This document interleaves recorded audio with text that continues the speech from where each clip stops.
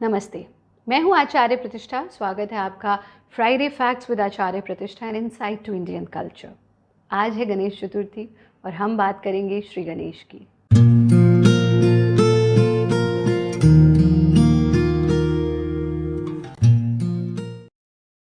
Symbol of goodness, symbol of good luck, symbol of all the good in your life and not just a symbol of goodness.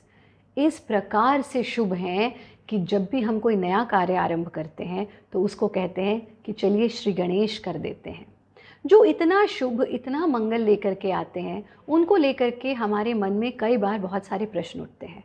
और हम उस महान सभ्यता से हैं जो क्यों की परंपरा की सभ्यता है, जहाँ पर सिर्फ रटा रटाया सुनना और बोलना और आगे की जनरेशन को पास करने का प्रावधान नहीं है।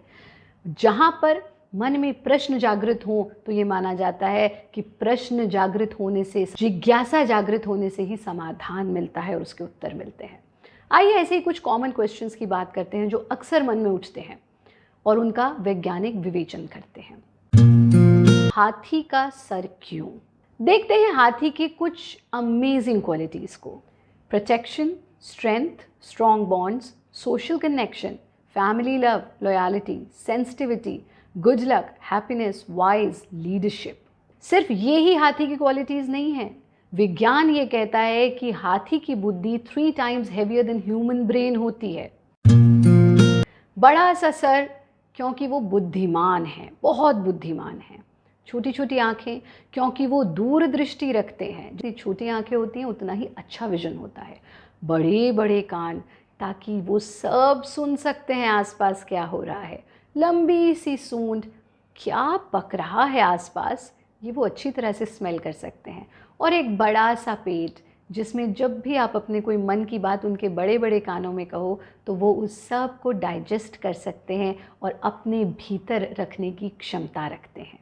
और फिर सवारी करते हैं वो चूहे की, यानी कि अपनी ही इच्छाओं पर जिसका पूरा नियंत्रण हो, और सिर्फ नियंत्रण ही नहीं, जिस पर वो विजय पा सकता है, सवारी कर सकता है। और अगर मॉडर्न समय में देखें तो जो टेक्नोलॉजी के महारथी हैं, क्योंकि माउस उनके कंट्रोल में है हर वक्त, इतने बुद्धिमान और इतने टेक सेवी कि माउस पर वो सवारी कर पाते हैं। उन्हें मोदक यानी मिठाई बहुत पसंद है क्योंकि मोदक मुदिता देता है।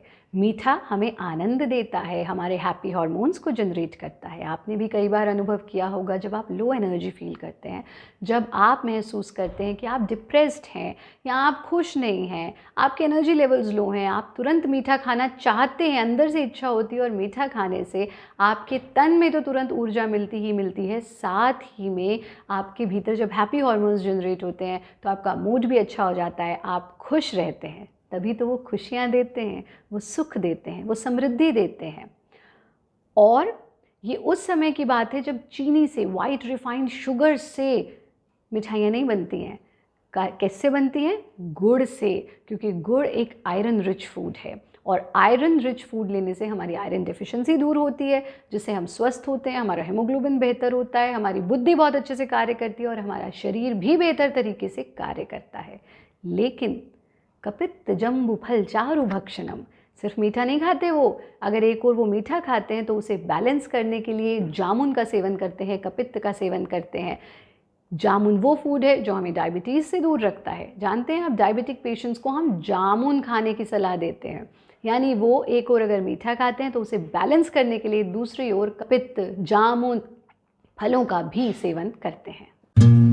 विसर्जन क्यों? हमारे जितने भी त्योहार हैं वो प्रकृति के साथ जुड़े हुए हैं, हमारे क्लाइमेटिक कंडीशंस के साथ जुड़े हुए हैं। और इस समय पर विशेष रूप से हम क्योंकि जल को ऐसी चीज़ें देना चाहते हैं जिससे हमारी फसल बेहतर हो, इसलिए जब हम गणेश जी को बनाते हैं, उनकी मूर्ति को बनाते हैं, वो प्राकृतिक चीज़ों से बनती थी। फिर चाहे वो मिट्टी से बने, चाहे वो हल्दी से बने, और फिर उनको जल में विसर्जित कर देते थे, जिनसे हमारे वाटर का, हमारे पानी का फर्टिलाइजेशन क्वालिटीज़ उसमें बेटर हों और वो पानी जब फसलों में जाए तो हमारी फसल बेहतर हो। एक और बहुत मुख्य कारण है, हम वो महान संस्कृति हैं जहाँ सिर्फ ये नहीं कहा गया कि भौतिक चीज़ों से मोह मत करो। ये कितना बड़ा संदेश है कि जब आप इतनी खुशियाँ लेकर के, क्योंकि वो तो गुडनेस, वो तो शुभ के देवता हैं, और जब उनको आप लेकर के आते हैं अपने यहाँ, तो फिर ये एक बहुत बड़ा लेसन हमें मिलता है कि मोह तो परमात्मा से भी मत करो, किसी से मोह मत करो और निर्मोही हो करके जियो और इस सत्य के साथ जियो कि जो भी कुछ आ रहा है तुम्हारे पास, चाहे वो गुड है या बैड है, वो सब एक दिन तुमसे दूर जाना है, तुम्हें सब कुछ छोड़ करके चले जाना है। ये मैसेज हम हमेशा याद रखें, इसीलिए विसर्जन का प्रावधान है। संगीत के साथ सेलिब्रेशन क्यों? क्योंकि हमारा हर त्यौहार प्रकृति से जुड़ा है, आनंद से जुड़ा है, संगीत से जुड़ा है, नृत्य से जुड़ा है। हम एक वो सभ्यता है, वो संस्कृति हैं जो खुश हैं, जो आनंदित हैं। इसलिए हम हर त्यौहार पर गाने गाते हैं, संगीत बजाते हैं, इंस्ट्रूमेंट्स बजाते हैं, डांस करते हैं, क्योंकि हम एक हैप्पी सिविलाइजेशन है और एक हैप्पी सिविलाइजेशन होने के नाते हमारा हर फेस्टिवल खुशियों से भरा हुआ है। क्या हमें इन उत्सवों को मनाना चाहिए या नहीं? निश्चित रूप से मनाना चाहिए। हर फेस्टिवल को धूमधाम से मनाना चाहिए। अपने बच्चों को अपनी कल्चरल ड्रेसेस पहनाइए, गाने गाइए, संगीत, हमारे जो लोकगीत हैं उनको गाइए ताकि हमारी लोक परंपराएं जीवित रहें।